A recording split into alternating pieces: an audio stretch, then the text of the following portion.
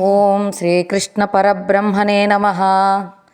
శ్రీమద్భగవద్గీత అథ ప్రథమోऽధ్యాయः. అర్జున విషాదయోగः. పశ్యైతాం పాండుపుత్రాణాం ఆచార్య మహతీం చ మోం వ్యూఢాం ద్రుపదపుత్రేణ తవ శిష్యేన ధీమతా.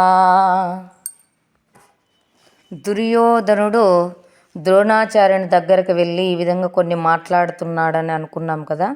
ఈ శ్లోకంలో ఈ యొక్క గురువర్య అంటూ ఈ యొక్క దుర్యోధనుడు వెళ్ళి ద్రోణాచార్యుని దగ్గరకు, చూడు ఈ పాండవుల యొక్క సైన్యాన్ని చూడు, ద్రుపద పుత్రుడైనటువంటి దృష్టద్యుమ్నుడు వ్యూహాత్మకంగా ఇక్కడంతా కూడా నాయకత్వం వహిస్తూ వాళ్ళకందరికీ ఏ విధంగా యుద్ధం చేయాలో పన్నాగాలన్నీ చూపిస్తూ ఉన్నాడు.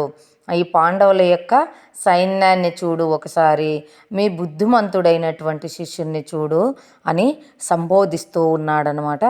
ఆ యొక్క దుర్యోధనుడు ద్రోణాచార్యునితో, శత్రువు కూడా పొగుడుతున్నాడు, బుద్ధిమంతుడైనటువంటి నీ శిష్యుడు అని. ఇంకా అతనికి ఇంకేమి కావాలి, అంత గొప్పగా ఉన్నాడనమాట. శ్రీమాత్రే నమః.